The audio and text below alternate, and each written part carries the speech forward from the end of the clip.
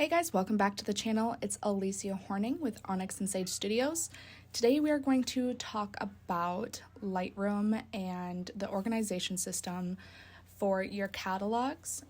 We had a conversation with a photographer who had struggled with the capacity of her Lightroom being slow and all the images that were in her catalog, and just how to generally organize your client images and your catalogs so that when you go back to that client for whatever reason in your system, you're able to retrieve the progress that you did editing. You're able to access the images that you had from the session. We personally do not delete any images just because if we ever need to access them for some point later on, we can do so. We've got the capability to do so. So I will show you kind of our process of how we start a new client catalog, but also how we store them on our external. We store absolutely nothing on our computer just because we want to make sure things run quickly. I mean, this is about the gist of it. Otherwise, everything else is stored on our external. So let's go ahead and start a client folder. I will label this client. Let's go ahead and start here. We're going to label this client sample file for the sake of today's video. Sample file.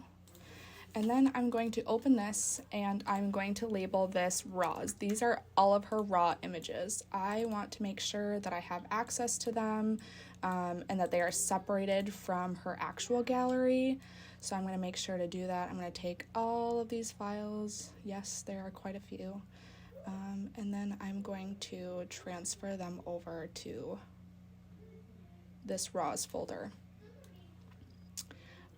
This makes it super convenient because, like I said, if I ever have to go back to a raw image, they are in a file folder, organized just like they would be on my SD card.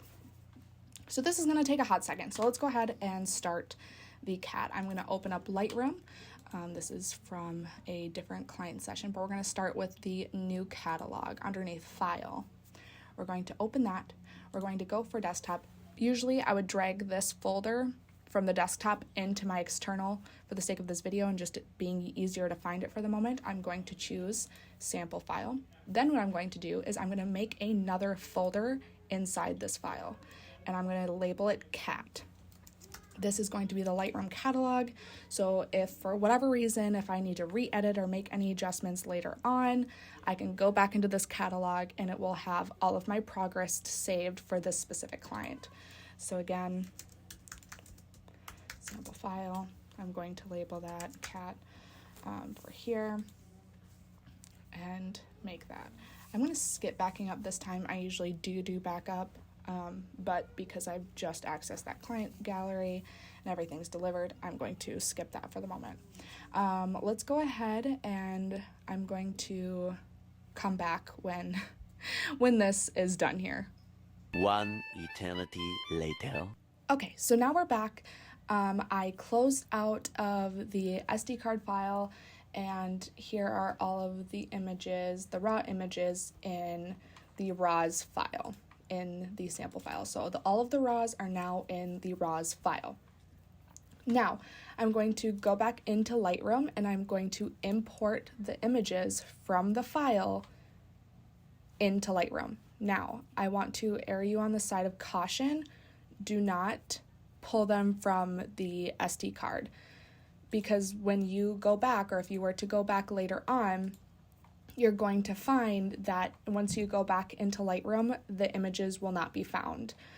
This is simply because you didn't pull the images straight from the file. So it's going to change the coding in the images for them to pull into Lightroom. So I highly recommend doing that. So I'm going to want to pull all of these raws and I'm going to pull those and then they'll import right in there.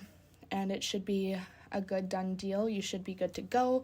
Your images should be separate from a whole catalog. It'll be separated nice and organized for you. And yeah. hopefully that helps. If it did help and you enjoyed this video, go ahead and hit the like and subscribe button. We'd love to have you and provide you more videos here in the future. Otherwise, thank you so much for watching.